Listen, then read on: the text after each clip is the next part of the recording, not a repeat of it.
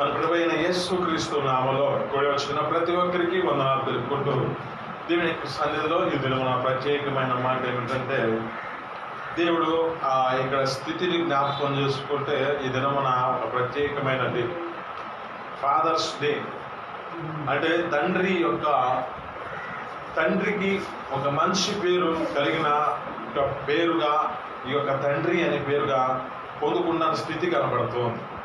10వ సంవత్సరంలో ఒక వ్యక్తి దీనిని ఇలాగా వారి కొరకు ఒక ప్రత్యేకమైన నేను ఏర్పరచుకోవాలని ఆలోచన చేత నడిపించబడినప్పుడు ఇది ఏర్పరచబడిందని. అయితే ఇప్పుడు ఈ దినమున మనం జ్ఞాపకం చేసుకుందాం, మన జీవితాలలో ఫాదర్, మన యొక్క జీవితాల్లో తండ్రి, ఈ ఫాదర్స్ డే, తండ్రి ఒక ప్రత్యేకమైన నాన్న ఈ యొక్క దినోత్సవంగా మన జీవితాల్లో జ్ఞాపకం చేసుకుంటే ఆయన ఏం చేస్తున్నాడు, కుటుంబం కొరకు ఏం చేస్తున్నాడో మనం ఈ దినం మనం జ్ఞాపకం చేసుకుంటాం. కుటుంబమును ఎలాంటి స్థితిలోనికి తీసుకురావాలో, ఈ కుటుంబాన్ని ఎలా నడిపించుకోవాలో ఇక్కడ మనం జ్ఞాపకం చేసుకుంటే, దేవుని యొక్క సన్నిధిలో మన పరలోకపు తండ్రి మన మీద ఎంతగా ఉద్దేశం కలిగి ఉన్నాడో, అలాగే ఈ లోకంలో మనకు కలిగిన తండ్రులే కానీ, ఆక్రీత తండ్రులే కానీ ఇప్పుడు మన జీవితాల్లో కావలసిన స్థితి ఏమిటి అంటే, ఒకటి ముందుగా మన జీవితాలలో ఏం చేయబడాలంటే దేవుని యొక్క సన్నిధిని సేవించే వారిగా మార్చబడాలి. కుటుంబం మొత్తం, ఆ కుటుంబాన్ని నడిపించుకునే ఆ యొక్క తండ్రి ఇప్పుడు ఏం చేయబడాలంటే ఆ తండ్రి కుటుంబాన్ని నడిపించే స్థితిలోకి రావాలి. మనం జ్ఞాపకం చేసుకుంటే యెహోషువ గ్రంథం 24వ అధ్యాయం 15వ వచనంలో అంటాడు, అక్కడ అంటున్నమాట, మీరు ఎవరిని సేవిస్తారో మాకు తెలియదు. నది అవతల ఉన్న దేవతలను మీరు సేవిస్తారేమో, మీకు కలిగిన వాటిని మీరు మీ జీవితాలలో ఏటిని సేవిస్తారో నాకు తెలియదు, కానీ నేను నా ఇంటి వారు యెహోవాని సేవించేదము. ఆమేన్, హల్లెలూయా. అంటే ఇక్కడ అంటున్న మాట జ్ఞాపకం చేసుకుంటే, ఇక్కడ యెహోషువ అంటున్న మాట ఏమిటంటే తన కుటుంబము వారు మొత్తం దేవుని యొక్క సన్నిధిలో గడుపుతామని చెబుతున్నాడు. ఇప్పుడు మనకి కావలసినది ఏమిటంటే, ముందుగా తండ్రి ఏం చేస్తాడంటే తండ్రి తన కుటుంబాన్ని దేవుని సన్నిధికి నడిపించేవాడిగా మార్చబడతాడు. కానీ కొన్ని పరిస్థితుల్లో జ్ఞాపకం చేసుకుంటే అక్కడక్కడ ఉంటున్న పరిస్థితులు ఏమిటంటే, తండ్రి రాడు కానీ తల్లి మాత్రమే వస్తూ ఉంటుంది. కానీ ఇప్పుడు తండ్రిని నిర్ణయించిన కాలం ఏమిటంటే, ఒక తండ్రి ఆయన దేవుని సన్నిధిలో నడిపించబడితే తన కుటుంబం మొత్తం సేవించబడడానికి అవకాశం ఉన్నది. ఒక తల్లి మాత్రం నడిపించబడితే తల్లి మాటను సరిగా వినలేని పరిస్థితులు ఉంటాయి. ముందుగా అసలు యజమాని పొందే పరిస్థితి ఉండేది కాదు. కానీ ఇక్కడ తండ్రి మాట్లాడాడు అనుకో, అసలు శిరస్సు అయిన తండ్రి అంటే శిరస్సుగా ఉన్న ఈ యొక్క తండ్రి ఏం చేయబడాలంటే ఈ యొక్క అవయవాలన్నిటినీ ఏది కావాలో అన్నిటినీ పోషించడానికి ఈ శిరస్సు ఆలోచిస్తుంది. అలాగే మన యొక్క కలిగిన తండ్రే కానీ, ఆత్మీయంగా మన జీవితాల్లో తండ్రే కానీ ఇప్పుడు మన జీవితాల్లో ఏం కావాలో ఆలోచిస్తూ ఉంటాడు. ఒకటి ఏం చేయబడాలంటే దేవుని సన్నిధిగా తీసుకొస్తూ ఉన్నవాడు తండ్రిగా ఉన్నాడు. అంటే ఆ దేవుని సన్నిధిలోనికి సేవించే విధంగా, ఆ దేవుని ఎందుకు ఆ కుటుంబాన్ని తీసుకొచ్చే విధంగా మార్చబడతాడు తండ్రి. అలాంటి కృప మన జీవితంలో అనుగ్రహించబడదు. అంటే తండ్రిగా మన యొక్క బాధ్యతలను, తండ్రిగా మన జీవితాలను, మన యొక్క స్థితిని బట్టి, అంటే ఇక్కడ అంటున్న మాటను బట్టి తండ్రి అంటే తండ్రే కాదు, మన జీవితాల్లో ఇచ్చిన మనకు పని యొక్క స్థితిని బట్టి ఆ యొక్క స్థితిలోకి తీసుకొచ్చే విధంగా మనం మార్చబడాలి. కుటుంబాన్ని తీసుకొచ్చే విధంగా మార్చబడాలి. 2 ఏమిటంటే ప్రార్థన చేయాలి. కుటుంబం కొరకు ప్రార్థించే వారిగా ఉండాలి. తండ్రి వారి కొరకు విజ్ఞాపన చేస్తానంటున్నాడు. అంటే ఇక్కడ జ్ఞాపకం చేసుకుంటే శోధింపబడుతూ కూడా ఆయన శోధించబడిన వారికి సహాయకుడుగా ఉన్నాడంట. ఇక్కడ అయితే జ్ఞాపకం చేసుకుంటే ఇక్కడ యోబు గారు భక్తుడు ఏం చేస్తున్నాడంటే, యోబు భక్తుడు తన యొక్క జీవితంలో నిత్యము వారి కొరకు, వారి యొక్క కుమారుల కొరకు బలి అర్పించేవాడిగా ఉన్నాడు. అంటే ఇప్పుడు మనం ఏం చేయబడాలంటే తండ్రి యొక్క పోషణ, ఆ తండ్రి యొక్క జీవితంలో కలిగవలసిన పని ఏమిటంటే, రెండవది దేవుని సన్నిధిలో ప్రార్థించే వ్యక్తిగా మార్చబడాలి. హల్లెలూయా.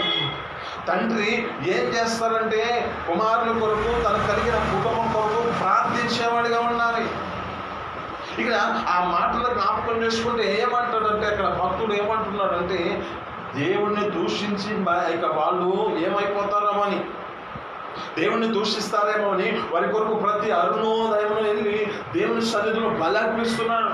అంటే ప్రార్థించేవాడిగా మార్చబడ్డాడు ఈ యొక్క యోబు భక్తుడు. అయితే ఇప్పుడు మనం ఏం చేయబడాలంటే, మనము కూడా దేవుని యొక్క సన్నిధిలోనికి వెళ్ళి మన పిల్లల కొరకు మనం మన జీవితాల్లో ప్రార్థించేవారిగా మార్చబడాలి. ఒక తండ్రి పోషణ ఎలా ఉంటుంది, ఒక తండ్రి బాధ్యత యోబు గారు చేస్తున్నాడు.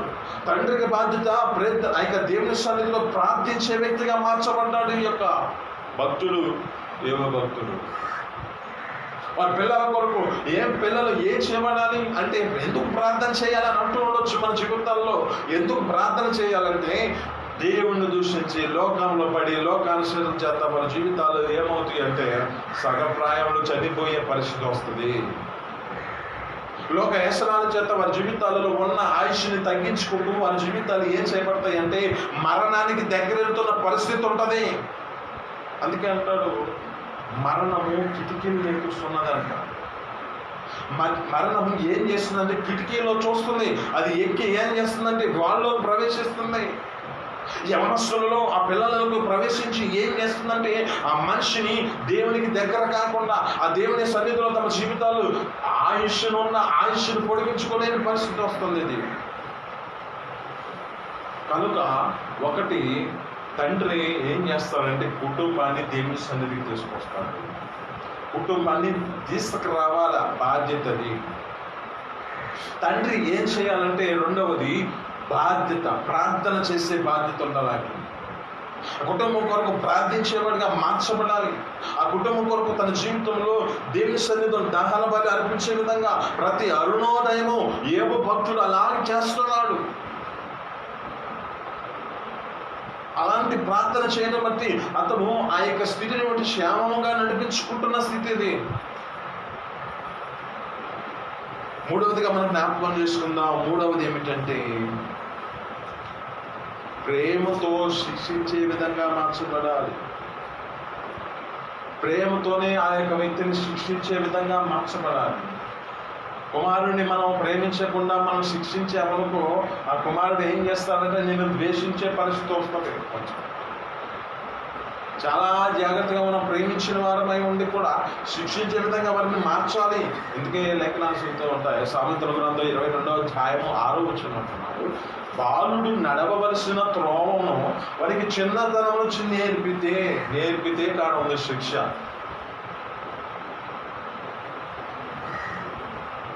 ఇప్పుడు మనం ఒక గేదెను తోలుకెళ్తున్నప్పుడు పరిస్థితులను బట్టి ఆ గేదె సరైన మార్గంలో లేకపోతే మనం ఒక కర్ర తీసుకున్నా అది తీసుకున్నా మనం జ్ఞాపకంగా మళ్ళీ అది ఏ మార్గానికి వెళ్ళాలో ఆ మార్గానికి తిరుగుతుంది. అలాగే ఇప్పుడు బాలుడు నడవలసిన త్రోవను వానికి నేర్పు అంటే త్రోవలో అతను నేర్చుకోవలసిన స్థితిని బట్టి ఇప్పుడు ఏం చేయాలి, ప్రేమతో అతన్ని శిక్షించి మార్గం ఇది కాదు ఈ మార్గంలోకి వెళ్ళాలి అని చెప్పే విధంగా మనం మార్చబడాలి. అంటే వానికి నేర్పాలి. ఈ మూడో అనుభవం ఏమిటంటే తండ్రి కుటుంబాన్ని ఆ యొక్క కుమారులను ఆ బాలుని చిన్నగా దేవుని సన్నిధికి తీసుకొచ్చేవాడిగా ప్రేమతో శిక్షించేవాడిగా మార్చబడాలి. 4 ఏం చేయబడాలంటే క్షమించే గుణం ఉండాలి. క్షమించే గుణం ఉండాలి. వాడు ఎంత కిరాతకుడైనా ఎంత పాపిగా మార్చబడిన స్థితిలోకి వచ్చింది, ఎంతగా అవిధేయత కలిగి దేవుని యొక్క మార్గంలో అంతే తండ్రి చిత్తాన్ని జరిగించకుండా వెళ్ళే పరిస్థితులు ఉన్నవాడనైనా ప్రేమించాలి. ఆ యొక్క ప్రేమించిన వాడిగా క్షమించే గుణం ఆ యొక్క వ్యక్తికి ఉండాలి. క్షమించే గుణం మనకు తెలిసిన మాటలు లోకాసు 15వ అధ్యాయంలో ఉంటాడు. అక్కడ 2 వ్యక్తులు కనబడుతూ ఉంటారు. ఆ యొక్క ఒక తండ్రికి 2 కుమారులు ఉన్నారని చెప్తాడు. కుమారుల్లో ఒక వ్యక్తి నాకు ఆస్తిని ఇవ్వయా అంటూ ఉన్నాడు. చిన్న కుమారుడు ఆస్తిని తీసుకొని వెళ్ళిపోయినప్పుడు అతడు ఏం చేశాడు, దూర వ్యాపారం చేత తనకు కలిగిన ఆస్తిని అంతా వ్యయం చేసుకున్నాడు. అతనికి ఇచ్చినంతలో ఆ వృధా అయిపోయిన పరిస్థితులను బట్టి అక్కడ ఏం చేస్తున్నాడంటే ఒక పందులు మేపడానికి ఒక వ్యక్తి ఒక ప్రాంతంలోకి వెళ్ళాడు. కరువు స్థితి వచ్చింది అక్కడ. అతని జీవితంలో జ్ఞాపకం చేసుకుంటే తిండి తినడానికి ఆహారం లేదు. పందులు తినే పొట్టుతో కడుపు నింపుకోవాలనుకున్నప్పుడు అక్కడ గుర్తొస్తుంది తండ్రి యొక్క సన్నిధిలో ఏమున్నాయో గుర్తొస్తున్నాయి. ఆ తండ్రి ఎదుట అతనికి ఏముందో గుర్తొస్తుంది. నా తండ్రి యొద్ద అనేకమైన పనివారు ఉన్నారు, నా తండ్రి యొద్ద నాకు సమృద్ధిగా అన్నం దొరుకుతుంది అని గ్రహించి అప్పుడు తనలో తాను అనుకుంటున్నాడు, ఈ పరలోకమందు ఉన్న తండ్రికి నీకును విరోధంగా నేను పాపం చేశాను. మరి అతని జీవితంలో జ్ఞాపకం చేసుకుంటే అనుకుంటూ బుద్ధి వచ్చినప్పుడు ఆ యొక్క వ్యక్తి అనుకుంటున్నాడు నా తండ్రి దగ్గరికి వెళ్తే పోయిద్ది అని అనుకుంటూ ఉన్నప్పుడే అతను ఏం చేసుకున్నాడంటే అప్పుడే ప్రయాణం చేసుకున్నాడు. తండ్రి దూరంగా ఉన్న తండ్రి చూస్తున్నాడు యొక్క కుమారుడికి. తండ్రి ఏం చేస్తారంటే ఎప్పటికైనా కుమారుడు ఒకవేళ శిక్షించినా దూరం అయిపోయినా ఎప్పటికైనా వస్తాడని ఒక ప్రేమ, ఒక క్షమించే గుణం అతనికి ఉంది. ఏ తప్పు తన జీవితంలో తెలుస్తుందిలే, తప్పు తెలిసిద్దిలే, అతను ఎలాగైనా మళ్ళా నా దగ్గరకు వస్తాడని ఒక మనసు చేత నింపబడుతూ ఉంటాడు. ఎంత వ్యతిరేకంగా మార్చబడిన తండ్రిని కొట్టే పరిస్థితులు ఉన్న తండ్రిని అనేకమైన తిట్టే పరిస్థితులు ఉన్న ఆ తండ్రి ఏం చేస్తాడంటే ప్రేమ చూపిస్తాడు, క్షమించే గుణాన్ని చూపిస్తాడు. ఇక్కడ కూడా కనబడుతుంది ఏమిటంటే తనకు కలిగిన ఆస్తిని అడిగాడు. మరి ఆస్తిని అడిగినప్పుడు మామూలుగా అయితే ఆస్తి ఇవ్వరు కదా, మరి ఏ పరిస్థితుల్లో ఎలాగ అడిగాడో తెలియదు కదా. అక్కడ జ్ఞాపకం చేసుకుంటే ఇతని యొక్క స్థితిని బట్టి ఈ యొక్క కుమారుని ఇప్పుడు ఏం చేయాలి, శిక్షించి అతన్ని జీవితంలో క్షమించే గుణం లేకుండా అతన్ని నీకు ఇంతే ఉండాలి ఎలుపు అనే పరిస్థితి లేదు. అక్కడ కుమారుని చూస్తున్నాడు, దూరంగా చూస్తున్నప్పుడే ఆ కుమారుడు చూసినప్పుడు దేవుడు ఆ యొక్క తండ్రి ఏం చేస్తున్నాడంటే పరిగెత్తుకొని పోయి అతన్ని ఎత్తుకొని ఆ యొక్క వ్యక్తిని ముద్దు పెట్టుకొని ఆ వ్యక్తి ఏం చేస్తున్నాడంటే తనకు కలిగిన ఆ యొక్క చెడు వాసన చేత నింపబడిన పరిస్థితిలో ఉన్నది. ఎన్నో దినములు ఆ యొక్క నీళ్లు పోసుకోలేని స్థితిలో ఉన్నవాడు, ఒక కంపు కొట్టుతున్న పరిస్థితిలో ఉన్నవాడిని తండ్రి ఎంతగా ప్రేమించాడో అలాగే మనల్ని మన పరలోకపు తండ్రి మనల్ని అంతగా ప్రేమిస్తున్నారు. మన పరలోకమున్న తండ్రి మన యొక్క జీవితాలలో కలిగిన స్థితిని బట్టి మనము దేవుడిని విడిచిపెట్టి అనేకమైన పర్యాయాలు మన జీవితంలో ఆయన విడిచిపెట్టి తిరుగుతున్న పరిస్థితుల్లో మన జీవితాలు కప్పు కొడుతున్న పరిస్థితుల్లో ఉన్నా కానీ ఆయన ఏం చేస్తున్నాడంటే మనల్ని ప్రేమిస్తూ ఆయనే మన ఎదుగు పరిగెత్తూ వస్తున్నాడు కదా. తండ్రి యొద్దకి కుమారుడు వచ్చాడా, కుమారుడు యొద్దకు తండ్రి వచ్చాడా అంటే కుమారుని యొద్దకి తండ్రి వచ్చాడు, పరిగెత్తుకుంటూ వచ్చి అతన్ని ప్రేమించి ముందు పెట్టుకొని అతనికి కలిగిన వస్త్రంలో ప్రశస్తమైన వస్త్రాలు తొలగించి అతనికి ఉంగరం తొలగించి తనకు కాళ్ళకు ఆ చెప్పులను తీసివేసి కొత్త చెప్పులను అలంకరించి ఆ యొక్క వాటిని తొలగించి అతని కొరకు ఒక గొప్ప విందును చేశాడు. హల్లెలూయా. అంటే మన పరలోకపు తండ్రి కూడా మన కొరకు ఒక విందును చేస్తున్నాడు. మన జీవితాల్లో మార్పు కలిగి స్థితిని బట్టి మనల్ని క్షమించే గుణము మన దేవుడికి ఉంది. ఎన్నో తప్పులు చేస్తున్నాం, ఎన్నో ఘోరమైన పరిస్థితుల్లో ఉన్న ప్రతి మనిషిని ప్రేమించే గుణం మన తండ్రికి ఉంది, పరలోకపు తండ్రికి. ఆయన ఏమనుకుంటున్నాడంటే మన జీవితాల్లో ఏం కోరుకుంటున్నాడంటే ఒకటి, ఆయన పరలోకపు తండ్రి పరిపూర్ణుడై ఉన్నాడు కనుక మనల్ని కూడా పరిపూర్ణులుగా చేయాలనే ఆశ. ఆమేన్. హల్లెలూయా. తండ్రి జీవితంలో కలిగిన 4 అనుభవాలు మనం నేర్చుకుంటాం. తండ్రి ఏం చేయబడాలంటే కుటుంబాన్ని దేవుని సన్నిధికి నడిపించే విధంగా మార్చబడాలి. తండ్రి ఏం చేయాలంటే కుమారుల కొరకు, తన పిల్లల కొరకు ప్రార్థించే వ్యక్తిగా కావాలి. తండ్రి ఏమి చేయాలంటే ప్రేమతో శిక్షించే స్థితిలోకి రావాలి. ఈ శిక్షణ అతనికి చిన్నప్పుడు నేర్చుకున్న నేర్పు పెద్దవాడైనా దాని నుంచి తొలగిపోకుండా ఉండే స్థితి కలుగుతుంది ఆ వ్యక్తికి. 4 ఏం చేయబడాలంటే క్షమించే గుణం ఉండాలి తండ్రికి. క్షమించే గుణం ఉంటే ఆ యొక్క స్థితిని బట్టి కంపు కొడుతున్న ఆ వ్యక్తిని తప్పిపోయిన కుమారుని ఏ విధంగా స్వీకరించాడో అలాగే మన ప్రభువైన యేసుక్రీస్తు మనల్ని అంతగా ప్రేమించి క్షమించే గుణం ఉండటం బట్టి మనల్ని కౌగిలించుకుంటూ మన కొరకు మన జీవితాల్లో ఉన్న ఈ యొక్క కంపు కొడుతున్న వస్త్రాల చేత మన జీవితాలు ఉంటే దేవుడు తన యొక్క రక్త వర్ణపు వస్త్రాలు మనకు అనుగ్రహించాడు. ఆమేన్. హల్లెలూయా. ఇలాంటి కృపలు మన జీవితాలను నడిపించుకుందాం. మన జీవితాలను బట్టి మనకిచ్చిన ఈ యొక్క తండ్రిని, మనం తండ్రిగా ఆయన ఎలా నడిపించబడాలో మనకు చూపించాడు. అలాగే మనం కుమారులుగా ఏ విధమైన స్థితిలోనికి రావాలో మనకు చూపిస్తున్నారు. కనుక మనం అట్టి జీవితంలోనికి దేవుని సన్నిధికి వద్దాం. ఒకటి, దేవుని కుటుంబముగా దేవుని సన్నిధికి వెళ్దాం. రెండు, మన జీవితాలలో ఆ దేవుని సన్నిధిలో ఆ కుటుంబం కొరకై ప్రార్థన బాధ్యతను కలిగి ఉండే స్థితిలోకి వద్దాం. మూడు, మన జీవితాల్లో ప్రతి విషయాలలో ప్రేమించే మనసు, క్షమించే ఆ యొక్క ప్రేమిస్తూ వారిని శిక్షించే విధంగా మార్చబడదాం.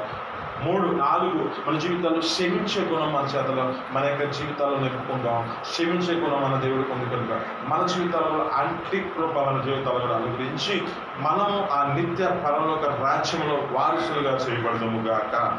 ఈ మాటలు వేదికలలో దీవించి ఫలించును గాక. మనం ప్రార్థన చేసుకుందాం. ప్రతి ఒక్కరు